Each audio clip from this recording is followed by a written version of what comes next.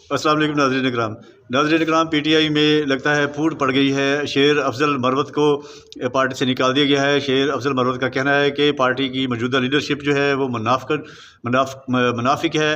इन सब ने घेर कर और सब ने मिलकर मुझे जो है वो गिराया है, पार्टी से निकाला है। मैं एक दफ़ा फिर आऊँगा, फिर इनसे पूछूँगा कि मुझे क्यों निकाला। आइए पहले ये वीडियो देखते हैं, फिर इस पर बात करते हैं। और वजह का इल्म ना हो।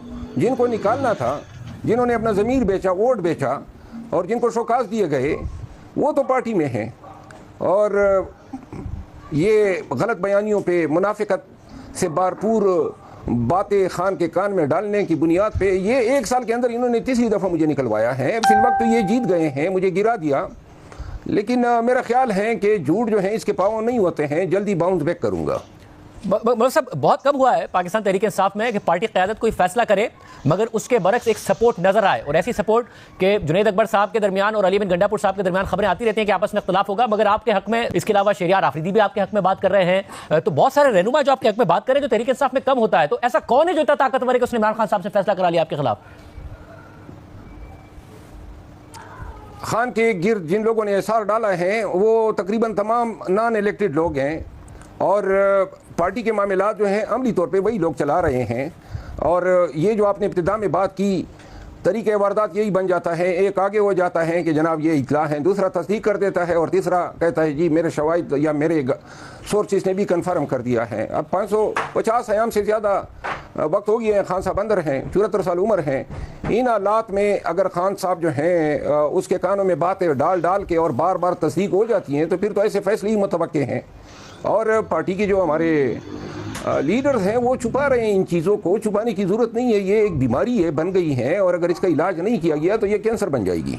अच्छा, मगर अब हुआ ये कि दर आपका जो एक इख्तलाफ हुआ, पहले सलमान खराजा साहब ने आपके बारे में जब आप बयान दिया करते थे पार्टी के हवाले से, उन्होंने मीडिया पे कहा कि ये बयान दे देते हैं लोग, इन्हें बुला लेते हैं या पार्टी को रिप्रेजेंट नहीं करते। फिर आपने उन्हें जवाब दिया, अब वो ये कह रहे हैं कि मेरा कोई ताल्लुक नहीं। गलत बयानी है, सारा किया ज़रा इनका और इनके साथियों का है। और वो कैसे? देखिए, जिन लोगों की सिफारिश पे ये सेक्रेटरी जनरल बने और जिस अंदाज में बने, देखिए ये सुप्रीम कोर्ट ऑफ पाकिस्तान के वकील है, मैं खुद सुप्रीम कोर्ट ऑफ पाकिस्तान का वकील हूँ। हमारे वकला का प्रोफेशनल कंडक्ट ये कहता है कि कोई शख्स जो जिस मनसब के लिए अहल नहीं होगा वो उस मनसब को कबूल ही नहीं करेगा। पाकिस्तान तहरीक इंसाफ का secretary general inter party election में कोई इलेक्टेड शख्स हो सकता है, वो अगर रिजाइन कर लेता है या मर जाता है तो एडिशनल सेक्रेटरी होता है। तो ये कहते हैं जी हम डिफेक्टिव सेक्रेटरी जनरल है। डिफेक्टिव जो है इसका उसको हम आम इस्तिलाह में गासिब कहते हैं, यानी कि पार्टी जो है एक उनके बगैर नहीं चल सकती है। मैंने यही बात की थी। आज भी कोई मीडिया का पर्सन उनसे पूछ लें कि आप लीगली कॉन्स्टिट्यूशनली पार्टी का जो कॉन्स्टिट्यूशन है उसके मुताबिक आप सेक्रेटरी जनरल हो सकते हैं। और खिलाफ दिए, जब मैंने दिया तो उनको ज़ात अक़दस को बुरा लगा, और फिर जनाब 1 माह पहले अचानक पीटीआई से दावे करते हैं कि हम वाबस्ता हैं 5-6 यूट्यूबर्स। उन्होंने जनाब एक ही दिन में मेरे खिलाफ सब ने विलाप किए और मुतअद्दिद इल्ज़ामात लगाए, और फिर मैं समझ गया कि जी अपनी लोग पीछे पड़ गए हैं। और ये फिर मंथज हुआ इस बेदखली पे या निकाले जाने पे। मैंने सवाल तो यही किया है कि अगर इस तरह इन साजिशों के ज़रिए जो हैं लोगों को निकाला जाएगा।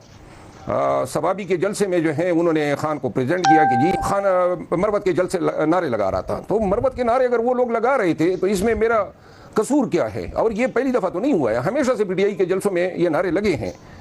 और खान तो ये देखना चाहता है ना कि पंजाब को उठाएं, तो बजाय इसके कि आप इधर केपी के जलसे में आ जाते हैं, जाए लाहौर में जलसे करें, पंजाब को उठाएं जो उठाने की जरूरत है। वैसे मगर जब सलमान ये वर्कर को ये देखना चाहिए ना, काम होना चाहिए। जब सलमान खराजा साहब तकरीर कर रहे थे सवाबी के जलसे में, तो आप खड़े हुए और आपने नारे लगवाए, तो आपने नाराज किया उन्हें उस वक्त ये करके?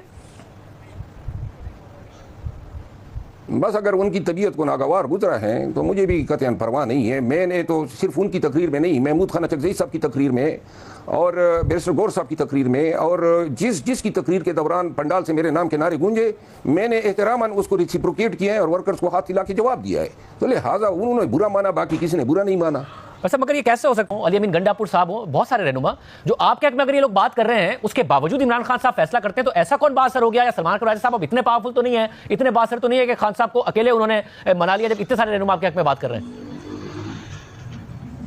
मेरा ख्याल है उनके पीछे जिनकी सिफारिश से वो सेक्रेटरी जनरल बने वो बासर हैं, और जो क़यादत आपने नाम बताया वो सब की तकदीर बड़ी अनप्रिडिक्टेबल है, क्योंकि ये वो खाना पूसी पे सियासत हो और कुसर पुसर पे जो है लोगों की तकदीर का फैसला हो, तो ये बड़े बड़े नाम एक दिन में होते हैं, 2 दिन बाद बह जाते हैं।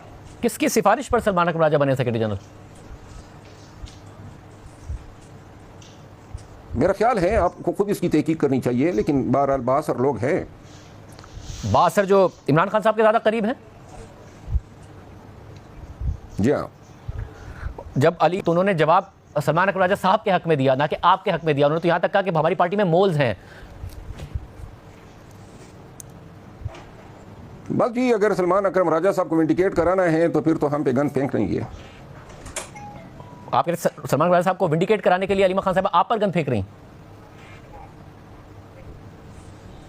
देखिए, उनको मोहतरमा खान साहब की बहन है। नाज़रीन इकराम, वीडियो आपने देखी। अशरफ अफजल का मरद का कहना था कि पार्टी की मौजूदा क़यादत जो मुनाफिक है, जिन्होंने मुझे निकाला है, लेकिन मुझे पार्टी की जो है मुतअद्दिद कारकुनान की हमायत हासिल है। PTI के बहुत सारे कारकुन जो है वो शेर अफजल की हमायत करते हैं और आवाम भी उसकी हमायत करती है। वीडियो आपने देखी, उम्मीद है वीडियो आपको पसंद आई होगी। मिलते हैं किसी नई वीडियो में। अपना बहुत सा ख्याल रखिए।